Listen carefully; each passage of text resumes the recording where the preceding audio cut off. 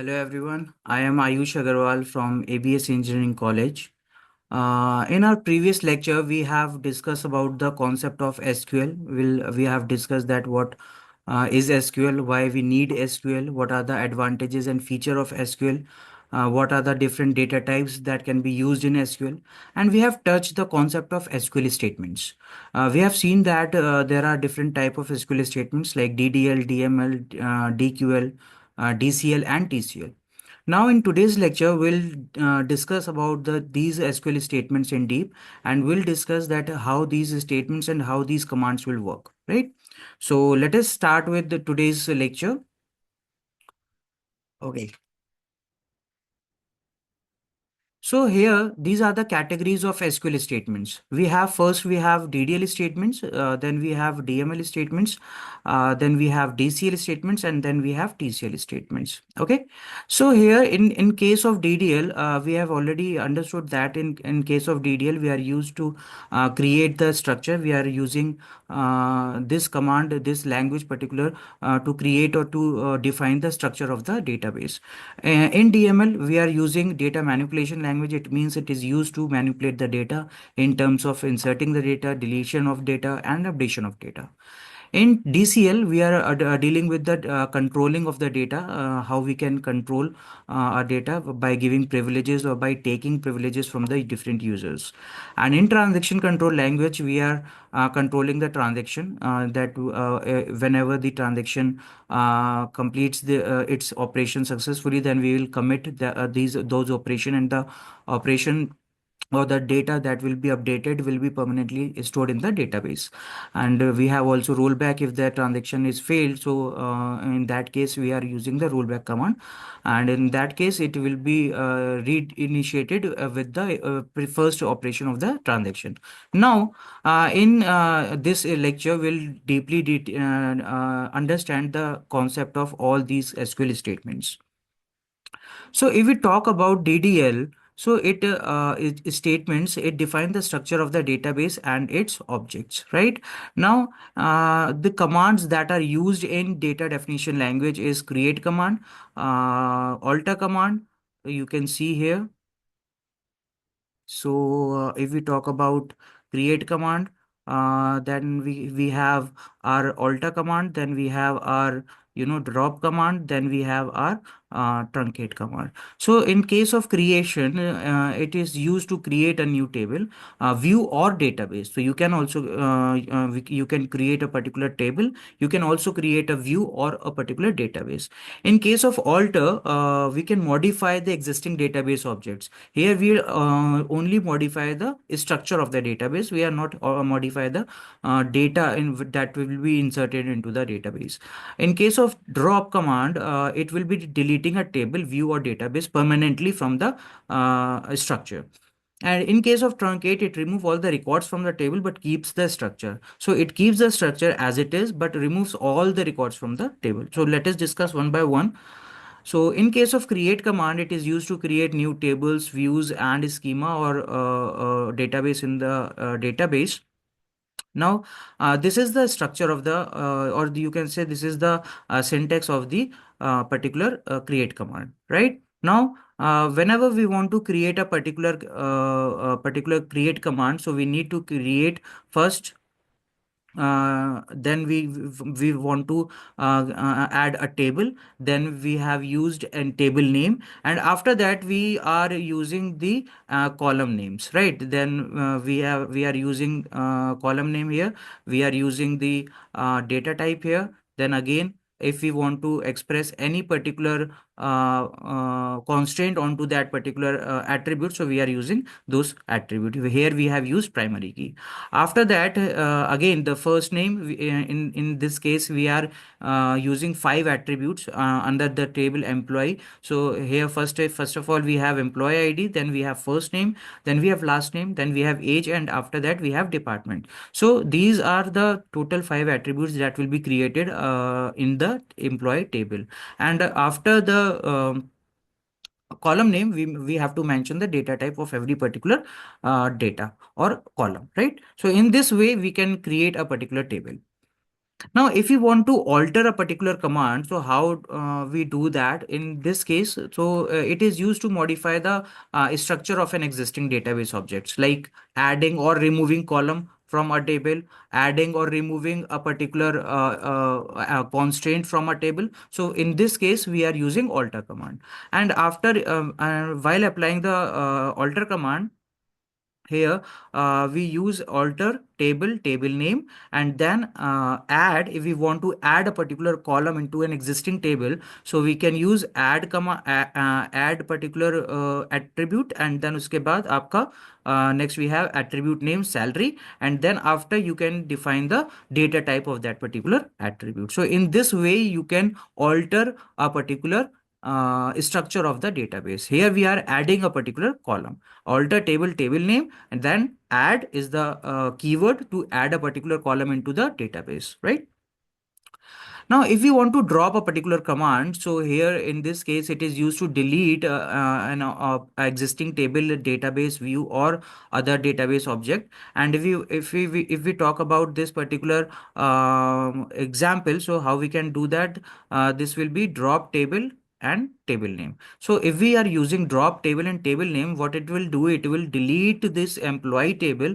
It will delete this employee table from the database permanently, right? Now, what is truncate command? So it is another command that will be used in DDL, and it is used to quickly remove all records from the table while keeping the its is structure intact. So what does it mean? It means that whatever the structure you have created, it will be remain intact, but all the records which have inserted into the particular structure into a particular table will be removed from the table. What will be the syntax for that? While we are using truncate command, so we need to use truncate, and then we are using table and then table name. So in this case, we are using truncate table name. In this case, what will happen? It will remain intact the table as it is, but the record will be removed from the employee table. Now, next we have data manipulation language. So what does it mean? It means that it manages the data within the database objects, right? If we want to insert a particular record into the table, so we need to insert a new record. If we want to delete a particular record, so if here we delete from record from the table. If we want to update a particular command, so we are using update command. And if we want to retrieve data from one or more table, we are using select command. Let us discuss this also by with the help of an example. So here what we are using, we are add a new record into a table. So how does it will do? It will do by this syntax: insert into table name. So insert into, then we have to mention the table name, and then we are mention the all the attributes which are present in the table, right? Then after that we are mention here values. For values, it means what are the values you need to enter into that particular attribute, right? So here we are giving one will be stored in this student ID. Here we have Alice, this will be stored in name. Here we have mentioned 20, it will be insert into the age. And here we have computer science, so it will be inserted into this major attribute. So here in this scenario we are particularly insert a data into a table. Now next we have update command. So basically what does it will do? It will modify a particular existing record within a table. We have alter command in DDL and we have update command in DML. What will be the difference between these two commands? Alter command is used to update the structure of the database, whereas update command is used to modify the records within the table. And what will be the syntax? This will be the syntax here: update, and then you have to mention the table name, and what will be the data you need to change, we are using this set keyword, set, then age equals to 21, and then we are using where clause, and for which you want to change this particular age, you have to mention here, right? So what will happen here, it will update the student table, where student id equals to 1, it will change the age from whatever it will be to 21, right? So in this case, this dml update command will be used. Now, next we have delete command. So it removes records from the table based on the specified condition. What does it mean? It means that it will be used to delete a particular table, a particular record from the table. Now we have drop, truncate, and delete. Drop and truncate are the commands that will be used in DDL, and delete command is used in DML. What are the difference between these three commands? Drop command will be used to delete a table permanently from the database. Truncate command will delete all the records from the database, but all the records from the table, but the table will remain intact. And in case of delete command, what will happen? It will delete a particular record from the table, right? So if we want to delete a particular record, so we will using delete from a student. A student is this table name, and this where clause we will use, and a student id equals to 1. So what it will do, it will delete the record of the student whose student id equals to 1, right?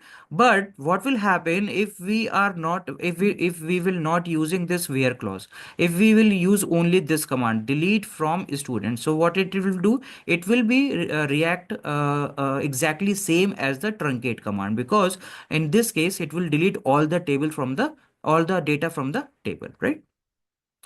Now, next we have DML select statement. So what does it do? It will retrieve data from one or more tables. So select command is used basically to retrieve the data from one or different tables, right? What will be the syntax of this particular command? This will be the syntax. First of all, we need to provide select. Now, these are the column list. It means that what are the columns you need to display, that will be mentioned here, right? After that, you need to provide the table name. It means from which table you need to access that data. So you need to provide under this from clause.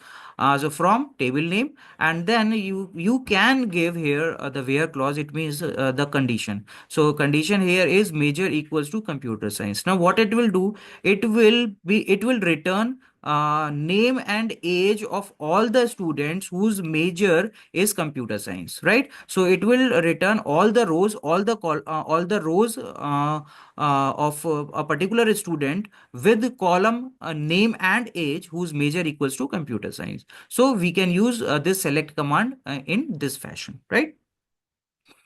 Now, next we have data control language. So basically data DCL statements handle permissions and access to database objects, right? What does it mean? It means that if we want to provide some access to the user, if we want to give privileges to the user, so we can use these type of languages, right? So here we have two commands here. We have two commands. First of all, we have grant command and we have revoke command. What does a grant command will do? It provides user with access privileges. It means that if we want to give access or give permission to the user to do something with the database, then we can use this grant command. And what does this revoke command do? It remove the access privileges from the user. If any user have some privileges, and if we want to revoke those privileges from the user, then we will use this revoke command, right? This will be can be do what will be the syntax of those command. So you can see here, first of all, we want to give this grant command, then we want to give here privileges name. What does it mean? It means what you want that user, particular user, will do with the table or views, right? And then we will want to give on keyword, and you want to mention object name means you can refer as the table name. And then to is the keyword to whom the user name to provide the username. So in this case, if we want the user one to access and insert only for the student table. So how we can do that in this fashion? So basically here, grant, then we are using privileges name. It means that the user will only select or insert the data from this student table, right, on student table to user one. So here what does it mean? It means that user one can only select and insert from the student table, right? So here we are using permission, here we are giving permission to the user. What will when we want to revoke permissions from the user? So basically we are using here revoke command, right? Now, in this case, again, same as we have mentioned in the grant command. So first of all, we have to give revoke command. Then we have to mention the privileges name, then on keyword, then object name, then from, and then username. Where this from, it means that we have to take in from the user. And in case of grant command, here we are using to, because we are giving permission to the user, right? So for example, if we want to in previous case, we are giving permission, what kind of permission? Only insert and select permission to the user one for from the student table. Now, the situation is that here we want to take permission, or we want to revoke permission of insert command only from the user one from the table student. So how we'll do that? We'll use revoke, and here we using the privileges name. It means insert, and then on student, yani table name, and then from user one. So what it will do? It will revoke the insert statement from the user one from the table student. Now, if we talk about in previous example here, we are giving select and insert statement, right? So, and here we have revoke this insert statement. Now, user one can only now have the permission of select or access the data from the student table, right? So, these are the DCL commands that will be grant and revoke. Now, next we have transaction control statements or transaction control language, and it manages the transaction within a database. And these are the particular commands we are using in transaction control language. First of all, we have commit, then we have rollback, and then we have save point. What does it mean? Commit, it save all the changes made during the transaction. Rollback, it reverts changes to the last commit, and save point sets a point within a transaction to roll back and if needed. What does it mean? Let us discuss one by one. So in TCL commit command, it save all the changes made during the current transaction to the database. What does it mean? Let us take with the help of an example here. So before transaction start, we will have to mention the begin transaction statement or command.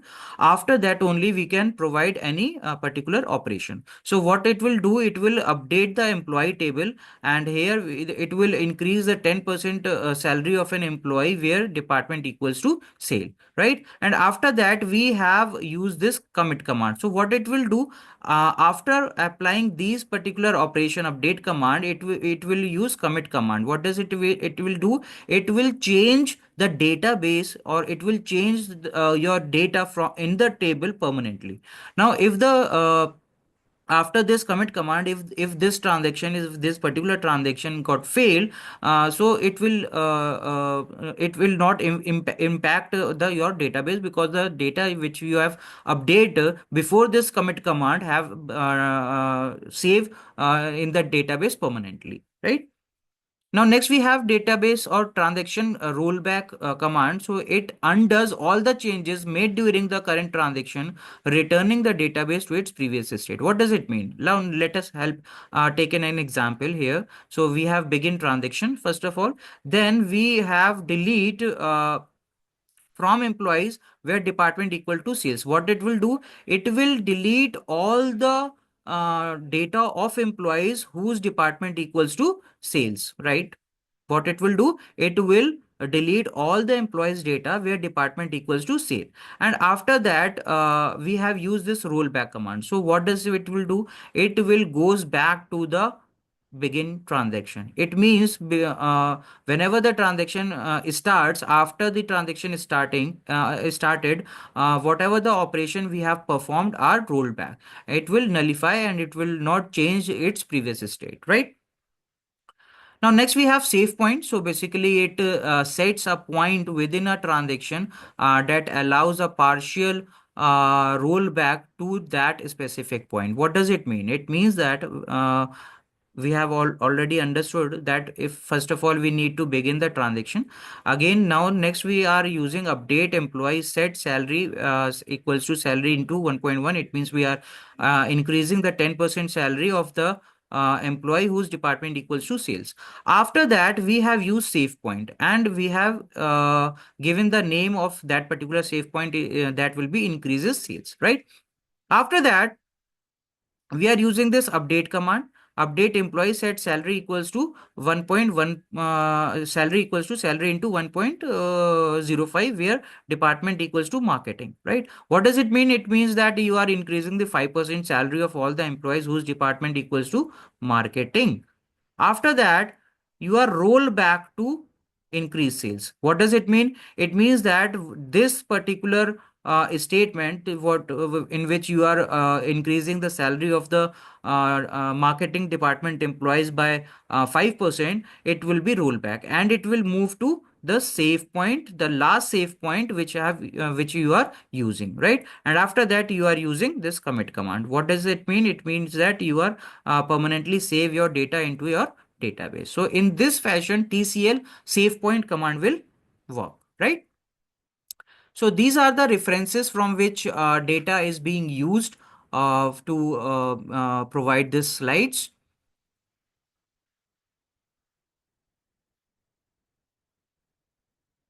So if you like my video, so please like and share. Thank you so much.